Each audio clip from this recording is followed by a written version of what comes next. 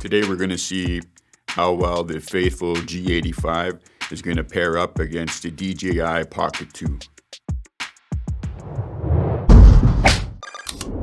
If you're new to the channel, my name is Mike Mandigo. This is Passion Video Productions. Thanks for stopping in. So recently I had a subscriber ask me if I could put the G85 against an iPhone 14 footage. I don't have an iPhone 14, I'm an Android user myself, but what I can do is put it up against the DJI Pocket 2, which shoots somewhat of the same video specs at the same write recording speeds. So the Panasonic G85 was originally released in September of 2016, which makes it approximately 8 years old. It has a micro four thirds sensor. You're able to capture 4K at 24 frames per second as well as 30 frames per second with a write speed of 100 megabytes per second. The DJI Pocket 2 has a 1/1.7 inch CMOS sensor. It's able to capture 4K at 24 frames per second, 30 frames per second, and 4K at 60 frames per second as well, with a write speed of 100 megabytes per second. So I'm a little bit curious to see how it's going to pan out when I do these tests. Let me know down in the comments what you guys think about the G85 and putting it up against the DJI Pocket 2. The difference between these two cameras is the DJI Pocket 2 has a fixed aperture of f1.8. Also, it has a field of view equivalent of 20 millimeters with a wide angle attachment that gives it a field of view equivalent of 15 millimeters. With the G85, I'm going to use the Laowa 7.5 millimeter wide angle lens.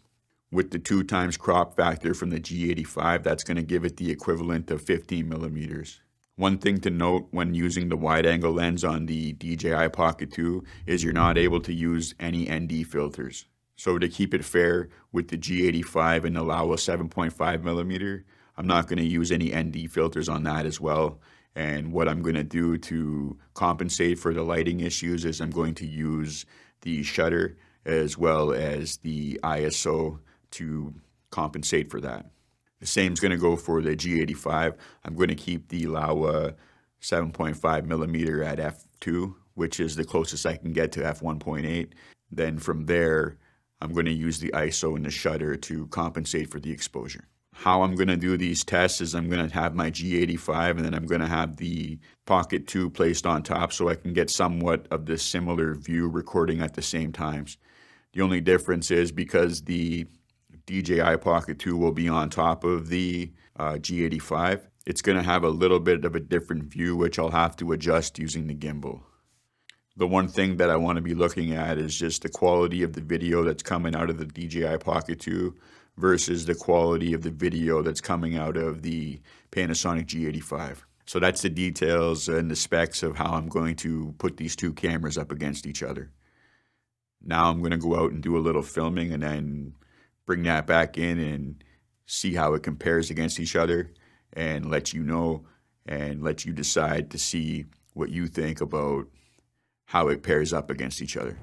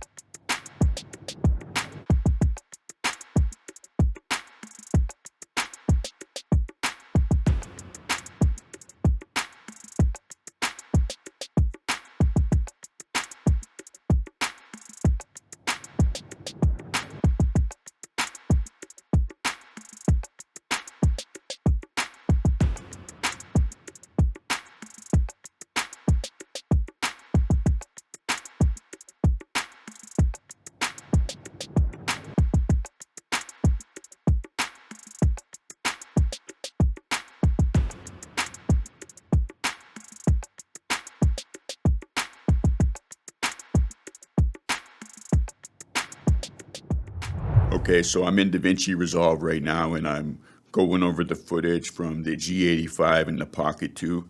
One of the first things that I noticed was that the G85 did have a little bit more dynamic range in the footage compared to the DJI Pocket 2. And what I mean by that is it's showing more details in the shadow areas and it's capturing more details in the highlights as well. Another thing that I had to do, well, being in the post-production part, is I had to add a little bit of noise reduction to the DJI footage. Some of the footage that was shot during the low light scenarios, there was a lot of noise in that, even in some of the situations where I was filming in the daytime. So I applied a little bit of noise reduction to help add a little bit of clarity to the video. When I was shooting my footage during the daytime outside in the sunlight, it was approximately 5 p.m. So that really kind of took away from the noise reduction having to be added during those shots. But what I did have to do was adjust the shutter and lower the ISO like I mentioned earlier in the video. All right, back to the main video. So what did you think about the DJI Pocket 2 footage? Did you think it held up pretty good against the G85?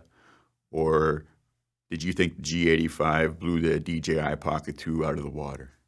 I thought it held up pretty good in comparison because it's such a small camera with a small sensor, and you're putting that up against a Micro Four Thirds sensor, which is pretty much 4 times the size of the sensor that's in the DJI Pocket 2. I thought the DJI Pocket 2 did a good job on account of that. So that's going to wrap up this video here on the G85 versus the DJI Pocket 2. Thanks for checking out this video, and I'll see you in the next one.